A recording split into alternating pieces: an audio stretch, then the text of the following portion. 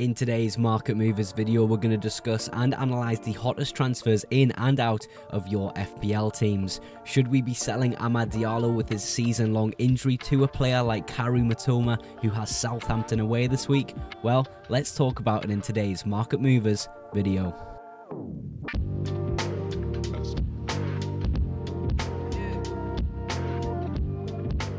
Now, I always like to start these videos with the highest transferred in player, and that this week, of course, is MARMOUSH.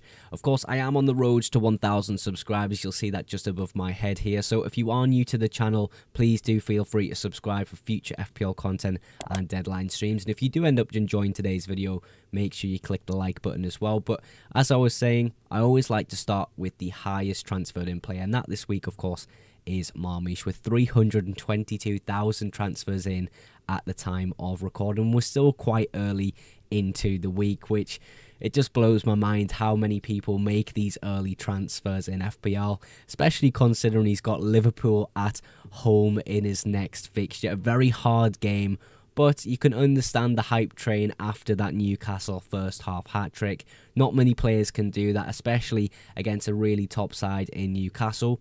For me, the entry point is either game week 27 or game week 29. We know the next three fixtures are quite difficult just by looking at the graphic here, but we have Liverpool, Spurs and Forest, followed by Brighton, Leicester and Manchester United.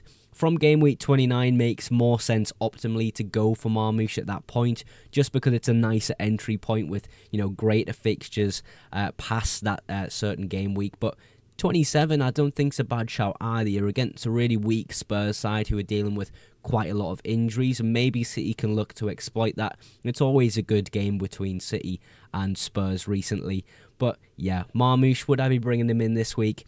I'm not sure I would be, but game week 27 or 29 look like great entry points if he does get the minutes. Now, as I mentioned earlier in the week in my videos, I am a Sunderland fan, and Amad Diallo did a lot for my club on his loan spell, so it really is upsetting to hear that he's out with a season-long injury. I mean, the volume of people selling him, it definitely makes sense to sell him. You're not going to get any usability out of an Amad Diallo for the rest of the season.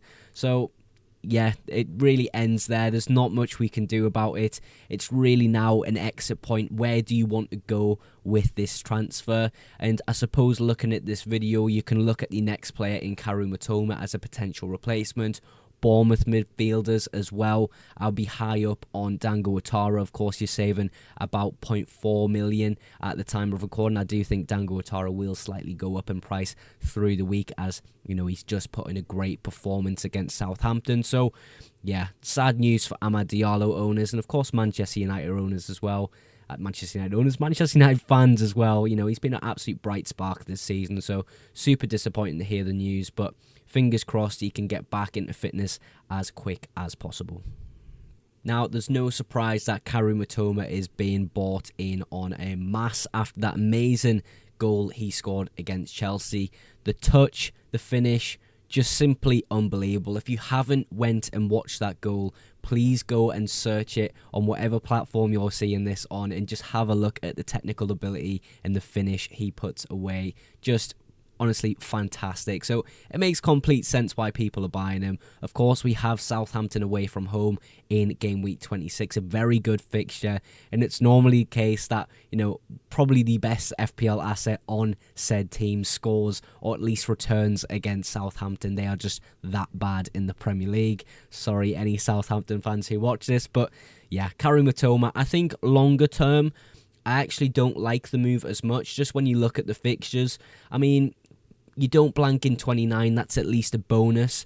But still, the fixtures are quite difficult out after this Southampton one. You've got Bournemouth, who are absolutely on fire. Fulham, who are quite resilient. You've got, Villa past that game week 29 City fixture. And Crystal Palace in 31 as well, which isn't too bad of a fixture. But yeah, Brighton are very hot and cold at the moment, so not too sure what to expect from MITOMA and Brighton as a team, but still, I think he's a decent buy at least for this game week. Let's see how Brighton do against Bournemouth and Fulham as well coming up in game week 27 and 28. Some more unfortunate injury news regarding Cody GAKPO. Of course, if you brought him in for the 25 double, you'll probably notice that he hasn't played a single minute yet, and I don't think it's going to be the case that he starts against Villa either. We've had some news out that there is a potential case that he just doesn't start against Villa and isn't in the squad whatsoever. Maybe this small issue has turned into a large issue, or even it's just a case they're trying to rest him up to get him back a little bit faster rather than, risking him in this Villa fixture. I mean, we look at the fixtures coming up. It kind of does make sense to start selling these type of Liverpool assets. I think if you own someone like Trent and Mo Salah, you can definitely keep a hold of those players. But Konate, Van Dijk, Alisson, you've got City, Newcastle, then Southampton. If you can really hold out for that Southampton fixture, yes, you're probably going to get quite a lot of points in that, especially attacking wise. But when you blank in 29 as well, it just doesn't really make too much sense to, grasp a hold of all three Liverpool assets if you are on that triple up. But past that 29 blank, the fixtures look okay, I guess. So maybe you could have some form of strategy where you keep all three Liverpool assets. But in the case of Cody GAKPO, I think it's a definite sell for game week 26. Now, if you've watched my transfer plans video, you'll notice that Cunha could be a big part of my moves going forward in the next few weeks of FPL. I think the fixtures alone just make him a fantastic buy, but we all know Matheus Cunha is very talismanic. He's a bonus point magnet, and he really just pushes Wolves over the line in fixtures. I believe he's got 16 goals and assists total this season, which is just fantastic for a team like Wolves because they really still aren't a great team, but Cunha somehow still performs in that team. He just pushes them over the line. It's really fantastic to watch him, and of course I would like to see him at a slightly bigger club than Wolves, but he denied that move in January. He stayed loyal to the club, and I do believe he's actually signed a new contract with Wolves, so it'll be interesting to see how his future lies with Wolves and what he does next with his career. But in terms of FPL, 8.1% ownership, under 7 million. I really don't think there's too many things to complain about. We've had him in the past, of course, at that ban period where people sold him ahead of fake news, you could say, where, people assumed he was banned when he actually just wasn't. I kept a hold of him for that point, so that's why I've probably got a cheesy grin right now, because he did get me quite a few points when a lot of people sold him. So I would like to get back to Matheus Cunha in my personal team in the next few weeks. So my opinion on this move is, thumbs up. I really like this move. I suppose you could wait maybe until 29 to pull that trigger and really, get the greatest fixtures out of the 6 here. You've got Southampton, West Ham and Ipswich from 29 to 31, whereas from 26 you do have sort of a difficult run of Bournemouth, Fulham and Everton, who do look all good defences, but Matheus Cunha can score against any club. We've just seen him score against Villa and Liverpool, I believe. Hopefully I've got that right. But yeah, Matheus Cunha for me is a fantastic buy in FPL, and is someone I'm personally looking at buying with my personal FPL team. Not much of a surprise to see Lewis Hall being sold this game week, and I suppose we can put all of the Newcastle assets in one boat here and speak about them all in the terms of keeping them or selling them. I think the only player that I would kind of be more inclined to keep than the rest is Alexander Isak. A lot of people have some money tied up in him, so it does make sense in some cases just to keep a hold of him and obviously get a lot of usability from game week 30 onwards with him when we go into get double game week territory. But for the next 4 fixtures, it's only West Ham, which is a good fixture. Of course, you blank in game week 29. In the case of Lewis Hall, who's on the graphic here, of course, he's just got beaten 4-0 by City.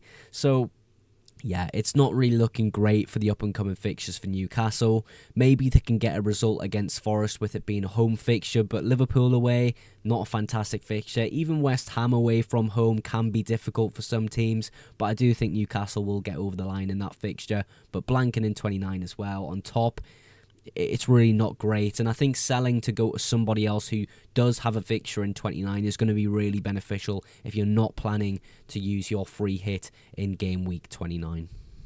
Now, just to get a kind of overall view of who are people selling, who are people buying, of course, I like to just include the most popular transfers from a few different positions to get you a general idea of what is going on within the transfer market on FPL.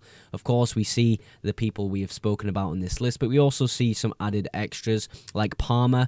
I spoke about this in detail with my top lessons learnt video. I just don't think it's time to sell Cole Palmer. It's really easy to just look at these fixtures and understand why. It doesn't take, a rocket scientist. You got Southampton at home, you've got Leicester at home. Despite how bad Chelsea have been playing, there's just no way I'm selling Cole Palmer before these fixtures. It just doesn't really make sense. Gakpo, Ahmad, Nicholas Jackson and Dye, all on this list, all injured. Completely makes sense to sell them. Kluivert, another popular player that I didn't cover in this video, simply because I think people understand how good Bournemouth midfielders are. Obviously, he takes the penalties for Bournemouth, very important player for Bournemouth at the moment, so he definitely should be a player you consider, especially when you look at these long-term fixtures. You can take him all the way through to the end of the season if you really want, just looking to bench him in maybe 35 or 37, but even then you could play him in those fixtures and get away with it, I think Bournemouth are a super dangerous team and they're going to be going for top 4 this season for sure. Of course, Nwaneri pops up on this list as well, and it's an interesting conversation when you bring up Ethan Nwaneri because yes, he's 5.4 million, super differential at 2.2%, but really where's his usability? Because we've got West Ham at home here. Love that fixture, and there is a potential I bring in Arteta as my assistant manager this week. I still need to make a decision on that, but it's in the back of my mind. So it is a good fixture if I'm thinking of doing that. But Forest, United, Chelsea, Fulham, Everton, not a great run, to be honest. And with Saka maybe coming back around game week 29, game week 30, he's probably going to lose a lot of minutes because he only really plays on that right-hand side. I suppose we'll have to wait and see when Saka arrives or Martinelli arrives or someone who could probably take some minutes off him. But for the time being, West Ham, I can understand the move for that, but the fixtures past that just aren't really great.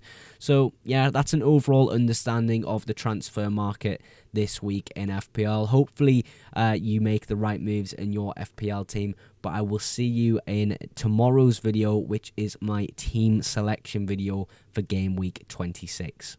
Of course, as I mentioned, tomorrow's video is my team selection video, so make sure you're subscribed for that.